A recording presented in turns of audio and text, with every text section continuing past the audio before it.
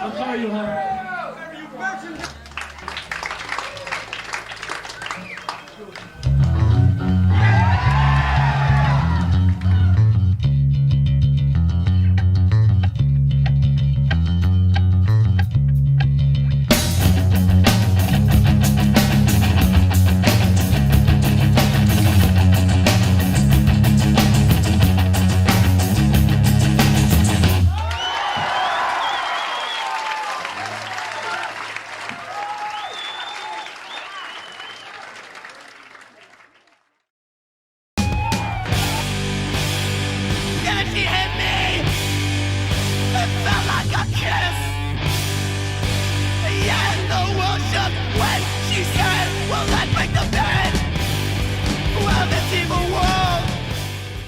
So I have told the story of how I found out that my grandfather is thanked on this autographed copy of A Nation of Ulysses CD.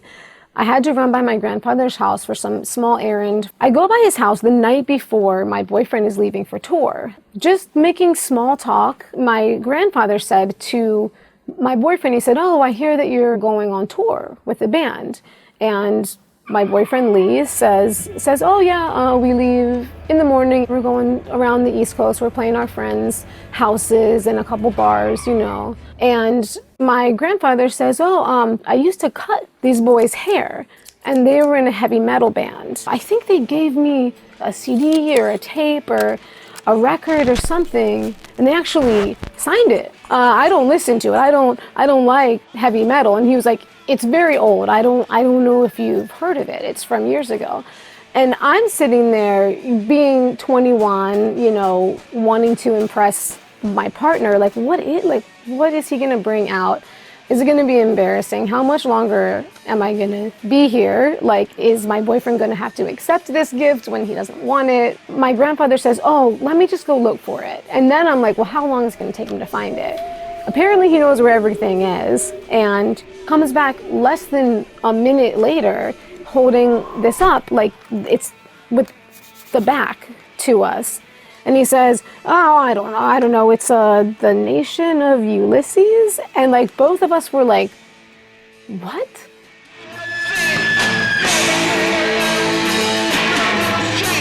I was just at that moment getting into Fugazi and like knowing all of the Discord record bands were.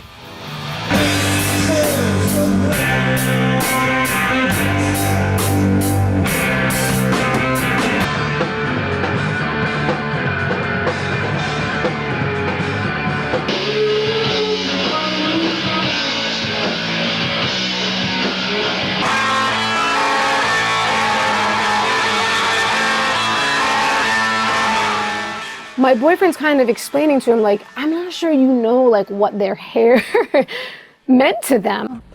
Look, I'm busy with the guillotines. My grandfather was kind of confused, I think, like, thanks for the CD, you guys must just, like, really like me or something. I don't think he knew what a big role the hair played in it. So my boyfriend's trying to explain this to him, and I'm just sitting there, like, dumbfounded. And then I think it was my boyfriend, Lee, who thought to look, and he opens up the liner notes because he was like, well, their hair was so important. Like, I wonder if you're thanked. I wonder if you're thanked in these liner notes. And he is. And I forget the order it is, but at the time, keep in mind, I'm a 22-year-old punk woman. He's very close to Bikini Kill on the, like, thank you list. And so I'm like, I'm cool. I fit into this. Like, there's something cool in my, like, random Maryland history that relates to this.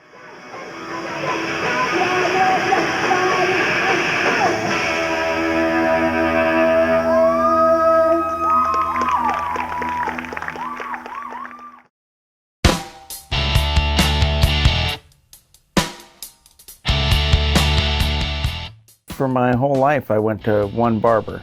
I mean, mostly what I remember of Cleveland Park was that there were a million kids that lived there. There was no reason for me to leave my neighborhood as far as I was concerned. It was a very strong neighborhood of some mom and pop shops and little grocery stores and Italian delis, and Frank was the barber in the neighborhood.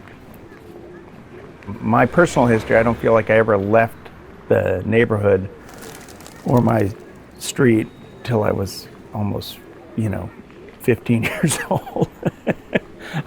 Not to go far anyways. I mean, I didn't get a passport till I was 21 or so, 20 years old when I joined Fugazi.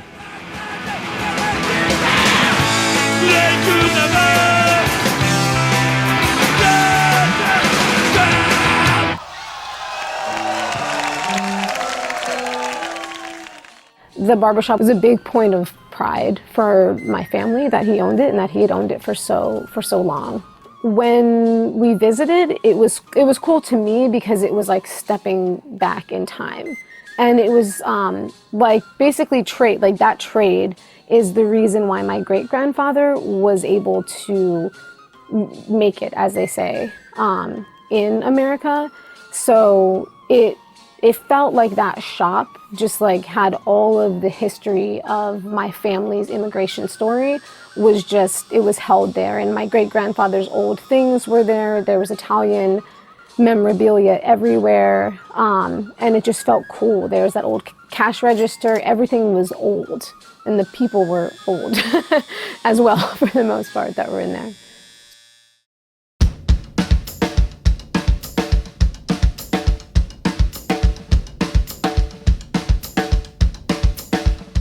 As I got older and the whole world changed and the neighborhoods changed and everything, coming back to Frank's place, and it started to feel like an endangered species, like something that you remember existing that you loved, which was your neighborhood. Yeah, it wasn't until I got older that I really saw it clearly as being a time capsule of a DC that really didn't exist in the way that it used to.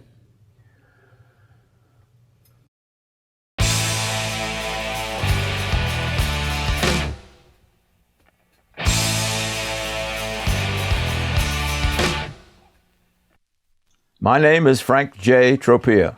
I was a barber in Washington, D.C. My father came from Nicolosi, a small town on the side of Mount Etna in Sicily. In 1921, aboard the Rex, which was an ocean liner that brought his sister to America from Italy. I was working in a bank, and I was watching people working two jobs. So I said to myself, I don't want to work two jobs. So I decided to go to barber school and go into business with my dad. I learned it strictly at school. I never ever had an idea of doing that until I went to barber school. In 1958, I started working for my father. After a couple of years, he turned the shop over to me. We gave all the barber services. You could get a shave, a haircut, massage, shampoos, and we had a shine person who shined shoes there for more than 30 years at the shop. Clientele was both young and old. My typical customer was a man and his family, maybe to get haircuts. Just a normal neighborhood business. In the 50s, there's a lot of flat tops, crew cuts.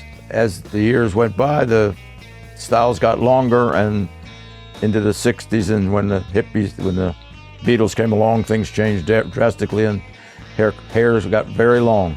We learned to cut longer hair, whatever. After a while, the styles started to get shorter, and the long hair kind of dropped out. And they went back to the normal pompadour haircuts and close on the sides, whatever people wanted.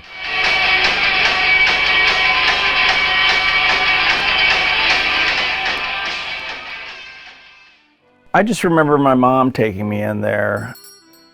I would imagine I was 4 or 5 years old, maybe even younger. I mean, we had a big Catholic family, 7 kids, and so a lot of times my mom would cut our own hair. So there must have been some reason to take me to get a special haircut. And he had lollipops, and I probably screamed at him a lot as a child. And once you find a barber who does what you want and who you have a relationship with, you just don't switch. I mean, as far as I'm concerned. Well, I think everybody in Nation of Ulysses went there, which was Ian Svenonius, my brother James Canty, Steve Gamboa, Guy Picciotto from Fugazi. I don't think Ian didn't, because he just shaved his head.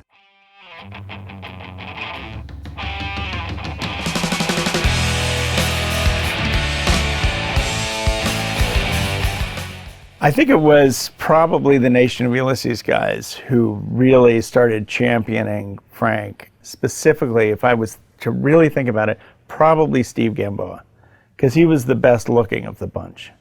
And and once he started getting his haircut with Frank, everybody was like, how are you getting your haircut like that? And he said, oh, you got to go in there. And Frank's the guy. Just tell him to, do the fade. Once Steve sort of blessed Frank with it, I think everybody wanted to get Steve's haircut. And then we all started going there. Yes, I do remember the band coming over as a group, getting haircuts. The Nation of Ulysses band. They were very stylish kids. They were nice kids, really.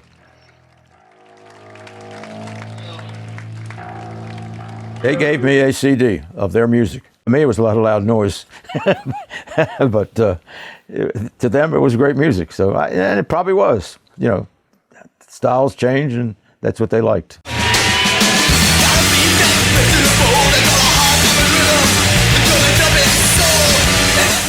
Kiki was working at the Black Cat, which is a nightclub here in D.C. It's a place where we all play music. It's sort of like the 930 Club, but it's a little bit smaller and a little bit more like our place.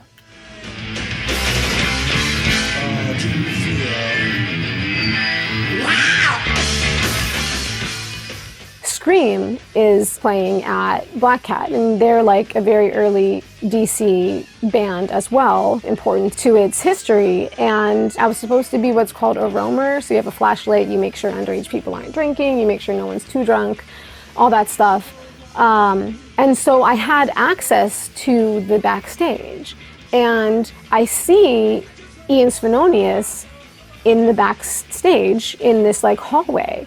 There's a chance that I was like bringing him his vegan nachos or like whatever we brought back there. I just walked up to him and I was like, hey, do you know Frank Tropea? And he just goes, oh shit. And I was like, yeah. And he was like, yeah, I do. And I was like, I'm his granddaughter. And he goes, oh shit. He has me like by the arm and it's just like, you gotta come with me. And I had never met Kiki before, but Ian Svenonius grabbed me, he goes, Frank's daughter's here. We're like, what? And at this point, Frank is a legend to everybody. I did not know that my grandfather had cut Fugazi's hair until that night when I got dragged by Ian Svenonius up to Brendan Canty, who was like, wow, he nearly cried. So he was like very emphatic about the fact that Frank Tropea's granddaughter was a punk who was obviously, if you're a punk and you're in DC, you are very influenced by Fugazi's music.